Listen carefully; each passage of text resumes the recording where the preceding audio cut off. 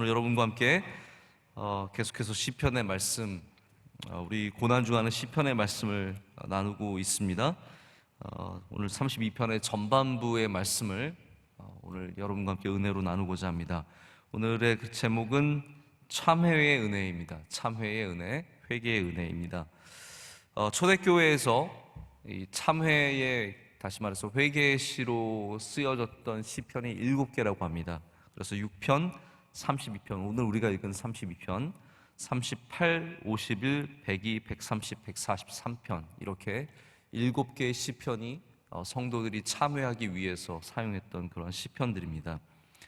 그런데 시편 32편은 참회의 시편만이 들어있는 것이 아니라 참회하는 자가 복이 있도다, 할렐루야, 복이 있다라는 말씀으로 우리에게 주어지고 있고요. 그래서 참회 시이면서 동시에 우리에게 교훈을 주는 시입니다. 마치 잠언과 같은 그러한 시라고 말씀을 드릴 수 있는데요. 여기서 우리는 이 주님 앞에 회개하는 것이, 주님 앞에 참회하는 것이 얼마나 감사하고 은혜가 넘치며 우리로 자유하게 하고 그 안에 얼마나 많은 능력이 있는 것을 알려주고 있습니다. 이것은 다윗의 경험이죠. 다윗이 어떤 신학자로서 참회를 연구한 것이 아니라 하나님 앞에 기도할 때마다 주님께서 주시는 그 참회의 기쁨, 회개의 기쁨, 회개한 자를 품어주시는 하나님의 그 크신 사랑을 경험한 다윗이 우리에게 가르쳐주고 있습니다. 그래서 오늘 부제가 다윗의 마스길이라고 되어 있습니다. 마스길.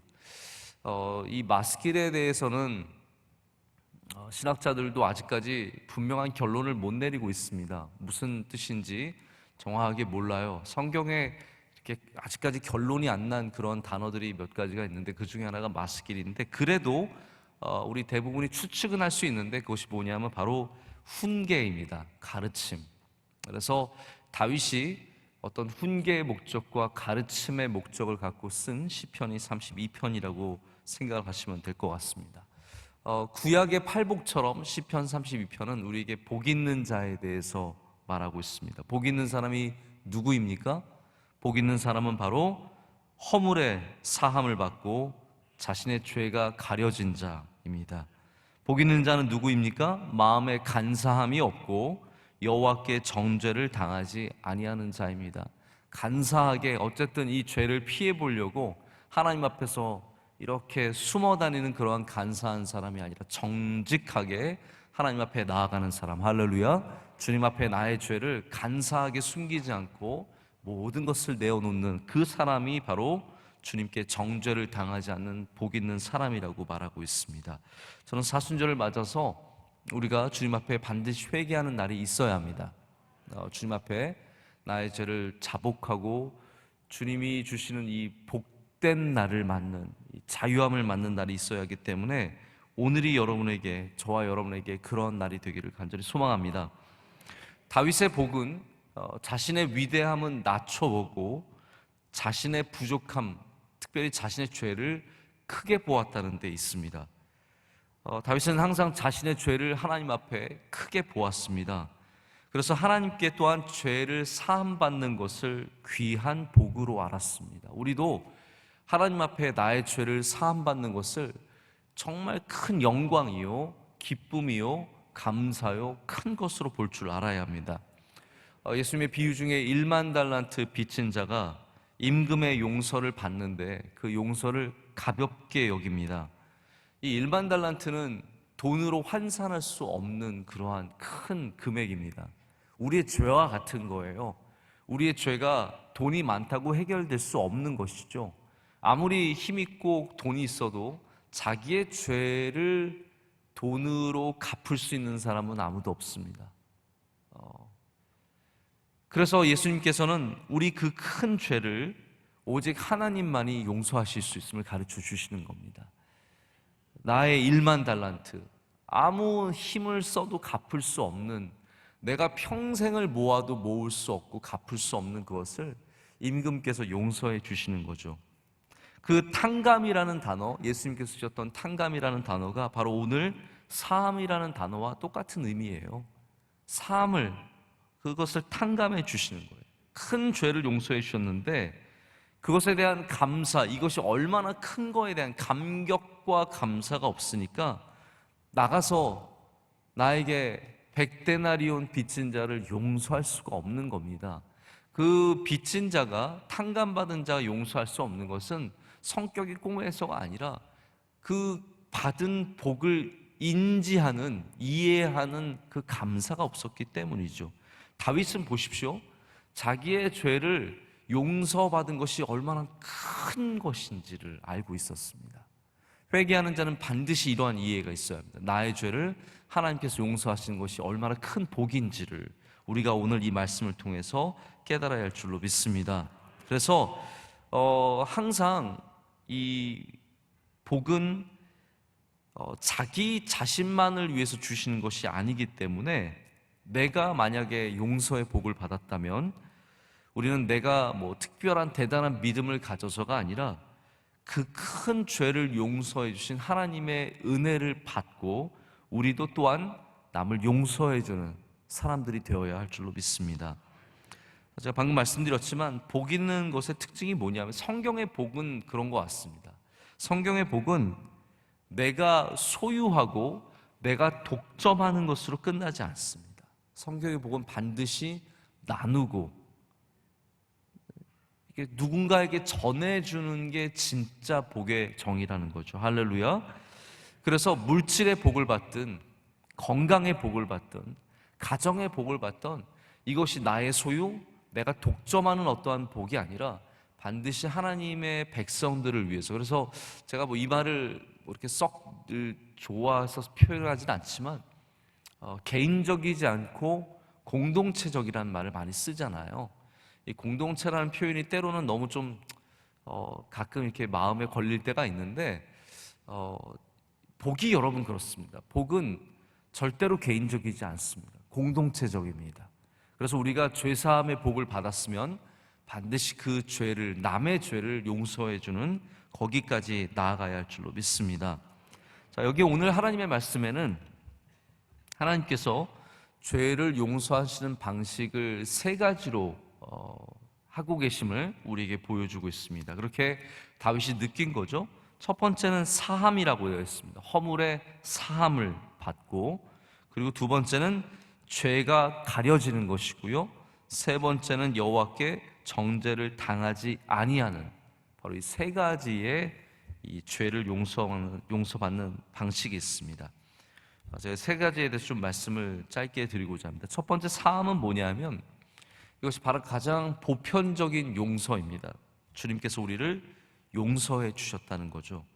그런데 이걸 좀 더 깊이 들어가자면 어떤 의미를 갖고 있냐면, 나의 죄의 무거운 짐을 하나님께서 들어주셨다라는 거예요. 이것이 사함의 진정한 의미입니다. 죄는 우리를 누릅니다.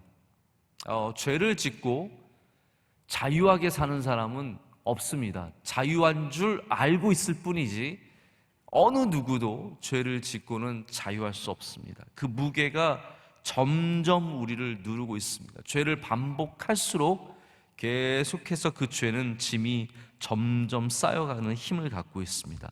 나중에는요, 내 힘으로는 감당할 수 없는 무게가 됩니다. 여러분 혹시 무거운 거 들어보셨습니까? 내가 들 수 있는 게 있습니다. 이런 거 가뿐히 들죠. 그러나 정말 무거운 거 앞에서는요, 내 힘이 아무 소용이 없습니다. 하나님께 나아가서 죄를 고백할 때만 하나님께서 그 죄의 짐을 들어주실 수 있습니다. 그래서 우리는 그 무거운 짐을 주님 앞에 가지고 나가야 합니다. 우리 매일 주님 앞에 나와서 나의 무거운 죄를 주님 앞에 내려놔서 하나님께 사함을 받아야 합니다. 오늘 우리가 부른 찬송가 369장은 그냥 부른 것이 아니라 죄짐 맡은 우리 구주, 우리 예수님, 할렐루야. 바로 우리의 죄의 짐을 예수님께서 친히 져주시고 그것을 사해 주시는 것을 위해서 우리가 부른 겁니다. 우리는 항상 죄의 짐을 갖고 주님 앞에 나아가 사함을 얻는 은혜를 누려야 할 줄로 믿습니다. 오늘도 여러분의 무게가 가벼워지시길 축복합니다. 두 번째는 가려지는 것입니다. 가려지는 것은 영어로는 cover예요. covered. 덮었다라는 거죠. 예전에 제가 부르면서 많은 은혜를 받았던 찬양 중에 하나가 장윤영 씨라고 하는 분이 불렀던 하나님의 빛이라는 찬양이에요. 하나님의 빛. 하나님의 빛 앞에서, 그 투명한 빛 앞에서 모두 드러날 나의 모든 죄와 허물. 근데 여기부터가 중요해요. 드러내어 징계함 아닌 드러내어 고치시는 하나님의 은혜와 사랑, 하나님의 빛. 드러내어 부끄럽게 하지 않고 더욱 단단히 만들 은혜와 사랑 전하게 할 하나님 그 빛. 그러니까 하나님은 그 빛을 우리에게 비춰주시는데, 비춰주셔서 부끄럽게 만드는 그것이 아니라 우리를 덮어주시는 그 빛이시라는 거죠. 드러내어서 너 좀 혼나봐야겠다가 아니라, 드러내서 징계하는 것이 아니라, 드러내서 부끄럽게 하는 것이 아니라, 드러내시지만 오히려 덮어주시는 그것이 바로 하나님의 빛이라는 겁니다. 여러분, 회개하는 자마다 이 빛의 은혜를 누리게 되는 겁니다. 우리 TV가 이제 굉장히 좋아져서요. TV가 해상도라 그러죠. 해상도가 너무 좋아져서 뭐 UHD인가요? 울트라 HD가 있고, 화면 또 찍는 카메라가 좋아져서 HD로 찍다 보니까 이제는요, 사람의 얼굴이 이게 가까이 비칠수록 부끄러워지잖아요. 그럼 우리는 멀리서 보는 게 좋아요. 저도 이렇게 멀리서 보면 괜찮아 보여요.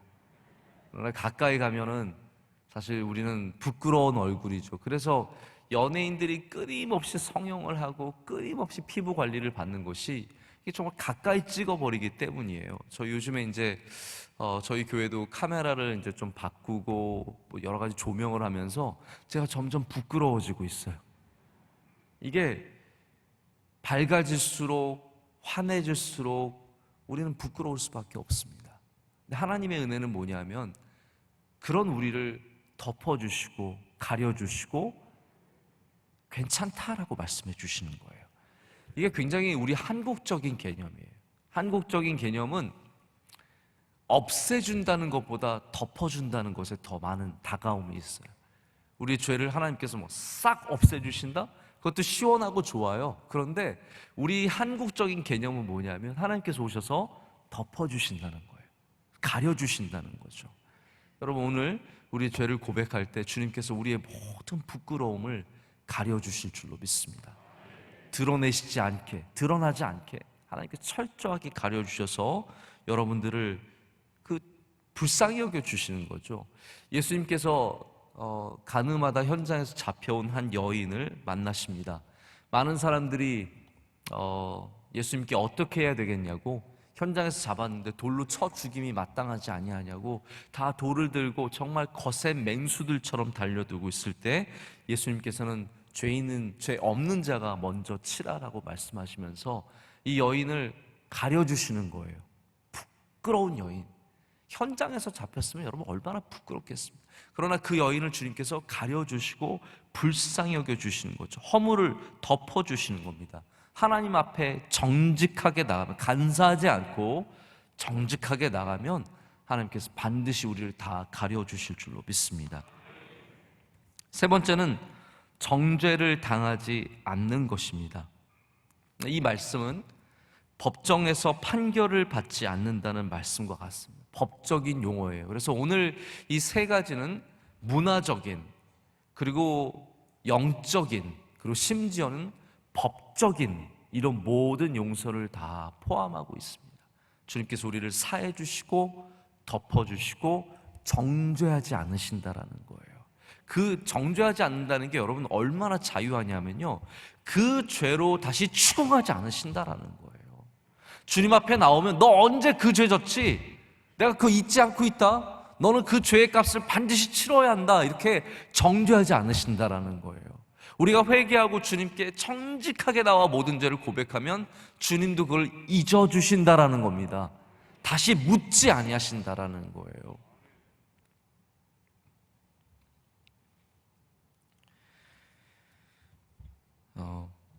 가끔씩 이렇게 형제들 간에 싸우는 모습을 보면 30년 전에 50년 전에 했던 거, 너 내 지우개 훔쳐갔지?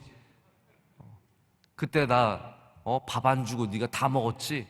이런 거를 갖고 정말 끝까지 잊지 못하고 그것을 추궁하는 모습을 보게 됩니다. 부모 자식 간에도 그런 것 같아요. 섭섭한 마음이 부모 자식 간에 있으면 그 오래전에 있던 일을 용서하지 못하고 마음에 두고 만나고 싸우다 보면 그게 올라오는 겁니다. 그 정죄하는 모습. 너 옛날에 그렇게 했지? 나한테 그렇게 대했지? 그러면서 그 정죄하는 모습으로 다가가는 거죠. 그럼 결국은 그 관계는 파괴적이 되고 굉장히 괴로운 관계가 될 수밖에 없습니다. 그러나 하나님은 그렇지 아니하십니다. 우리가 잊지 못하는 죄가 있거든요. 나도 잊지 못하는 죄. 나 죄인인데 그때 내가 너무 큰 죄를 졌는데, 그거 좋은 겁니다. 죄를 기억하고 있는 거 좋지만 하나님은 정죄하지 않으십니다. 하나님은 그걸 이미 회개했다면, 주님 앞에 가져 나왔다면 이미 그걸 잊으셨고, 하나님께서 그것을 다시 불러와서 너 옛날에 그렇게 했으니까 너 반드시 그 죄값을 그러지 아니하시고, 오늘 우리가 기도할 때 주님은 정죄하지 않으시고 잊어주실 줄로 믿습니다. 자, 1절과 2절이 이렇게 사함을 받는, 죄를 회개하는 자, 참회하는 자가 복을 받는 것에 대한 말씀이라면, 3절과 4절은 그 죄를 고백하지 않는 자의 괴로움에 대한 말씀이에요. 여러분, 이걸 꼭 아셨으면 좋겠습니다. 회개하지 않는 자는 괴로운 자예요. 그거는 불쌍한 사람입니다. 이러한 아픔이 있는 거죠. 3절 4절 말씀 우리 다 함께 한번 읽어볼까요? 내가 입을 열지 아니할 때에 종일 신음함으로 내 뼈가 쇠하였도다. 주의 손이 주야로 나를 누르시오니 내 진액이 빠져서 여름 가뭄에 마름같이 되었나이다. 셀라. 여러분, 이것이 바로 회개하지 않는 자가 가지는 괴로움입니다. 아마도 다윗이 어떤 이유에서인지 모르겠지만 한동안 하나님께 입을 열지 아니하고 회개하지 않고 버텼던 적이 있던 것 같아요. 하나님께 나아가지 않고 입 꽉 다물고, 아니면 몰랐을 수도 있죠. 사실 우리가 영적인 감각이 떨어지면요, 다른 감각도 떨어지지만 회개의 감각이 떨어집니다. 죄에 대한 감각이 떨어져요. 이것이 잘못된 것인지, 그것이 하나님 앞에 얼마나 큰 죄인지에 대한 감각이 떨어져요. 그래서 주님께서 나를 누르시고 있는데도 전혀 모르고 그냥 평안하게 살아가는 그러한 영적 감각이 떨어질 때가 있습니다. 다윗도 우리가 어떤 일인지 모르지만 아마도 그러한 시간이 있었던 것 같습니다. 하나님 앞에서 입을 다물고 버티는 거죠. 제가 어렸을 때 좀 맞았어요. 맞을 짓을 했어요. 어렵게 정말 종일, 전 아직도 너무 기억이 나는데, 원로 목사님이 그때 신방을 얼마나 열심히 다니셨는지 집에 늘 늦게 들어오셨는데 다리가 너무 아프셨어요. 항상 다리가 아프셔가지고 저희들 가서 고사리 손으로, 정말 초등학생들이 가서 아버지 다리 이렇게 만져드리고 신음하면서 주무시던 기억들이 너무 나요. 그럼 제가 초등학생이 죄를 지면 또 얼마나 크게 졌겠어요. 그러나 제가 죄를 짓고 이제 혼나기 위해서 서면은 저희 동생과 누나는 늘 죄송하다고, 잘못했다고. 저는 입을 다물었어요. 왠지 모르겠는데 별로 잘못한 것도 없는 것 같은데 하여튼 입을 다물었어요. 그래서 저만 주워 터졌어요. 제가 이제 알겠더라고요. 입을 다물면 미워 보여요. 이게 잘못을 했는데 말을 안 하고 끝까지 버티고, 때리는데도 끝까지 버티면 더 맞을 짓을 하는 거예요. 그게 제가 이제 아버지 마음을 이해를 하겠어요. 내가 왜 얻어 터졌는지 이해가 이제 되는 거죠. 여러분, 그렇습니다. 하나님 앞에 입을 다물면 안 됩니다. 하나님 앞에는 입을 열어야 합니다. 반드시 가서 나의 죄를, 나의 부족함을, 나의 연약함을, 나의 죄성을, 이 모든 것을 고백을 해야 된다는 거죠. 그렇지 않으면 하나님 우리를 신음하게 하십니다. 그래서 그 신음하는 입으로 내 뼈가 다 녹아져 나오는 거예요. 여기 뼈가 쇠하였다는 말이 그 뜻이거든요. 내 입으로 뼈가 다 나온다는 말이에요. 이 안에 있는 진액들이 나온다는 것이죠. 하나님께서 우리 고통의 신음을 주시기 전에 나아가서 우리는 주님께 입을 열어야 합니다. 사순절은, 특별히 고난주간은 6절에 말씀하듯이 이거 보세요. 6절에 이로 말미암아 모든 경건한 자는 주를 만날 기회를 얻어서, 할렐루야, 주를 만날 기회를 얻어서. 이 말이 무슨 말씀이냐면 회개할 기회를 얻는다는 말씀이에요. 사순절은, 고난주간은 회개할 기회를 주시는 겁니다. 이건 너무나 귀한 절기예요. 우리가 따로 쉽게 맞을 수 없는 특별한 절기입니다. 그래서 사순절에 이런 날이 반드시 있어야 돼요. 제가 여러분 늘 회개하는 거 알고 있지만 오늘 이 말씀을 굳이 전하는 것은 이런 날을 정해야 돼요. 오늘 회개하는 날 되어야 할 줄로 믿습니다. 오늘 저녁 말씀도 합당하지 않음에 대한 말씀이거든요. 분별하라는 것이거든요. 그것은 또한 회개하는 것을 말하는 겁니다. 우리가 주님 앞에 나아가기 전에 반드시 회개해야 되는데 오늘 그런 날로 잘 쓰시기를 바랍니다. 4절에 하나님께서 그 손으로 나를 누리신다고 표현을 하는데, 이것은 마치 올리브 기름틀 여러분 보셨는지 모르겠는데요. 나무로 만든 것도 있고 돌로 만든 것도 있는데, 나무로 만든 것은 이걸 막 올리브를 다 쌓은 다음에 사람들이 가서 발로 밟아요. 밟은 다음에 그것을 돌로 위에 눌러서 꽉 누릅니다. 그러면 이게 하루 종일 기름이 내려가서 다 빠져나가죠. 그걸 다 누르면 안에 있는 올리브들은, 그 생생했던 올리브들이 이제는 퍽퍽한, 여기 보면 마른 그것을 이야기하고 있는데, 여름 가뭄의 마름같이 완전히 싹 다 그 진액이 빠지는 것을 말하거든요. 여러분, 그렇습니다. 하나님께서 우리가 회개하지 않을 때는 우리를 대신 눌러주세요.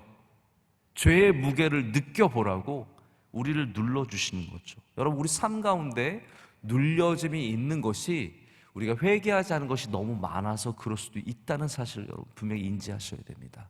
누르실 때마다 우리는 다시 주님 앞으로 나아가야 합니다. 그럼 우리는 자유하게 됩니다. 생명이 살아나게 됩니다. 풍성한 삶을 누리게 됩니다. 회개가 넋두리가 아니죠. 우리가 주님 앞에 그냥 그냥 계속 이런저런 이야기하는 그런 넋두리가 아니라, 우리를 위해서 죽으신, 나의 죄의 짐을 갖고 죽으신 예수 그리스도를 의지하는 순간이고요, 예수님의 은혜를 힘입어 우리 아버지 되신 하나님께 나아가는 참된 믿음의 자세입니다. 그래서 오늘 회개하는 자들마다 하나님이 주신 기쁨과 감사와 감격과 은혜와 모든 것들이 회복되는 역사가 있을 줄로 믿습니다.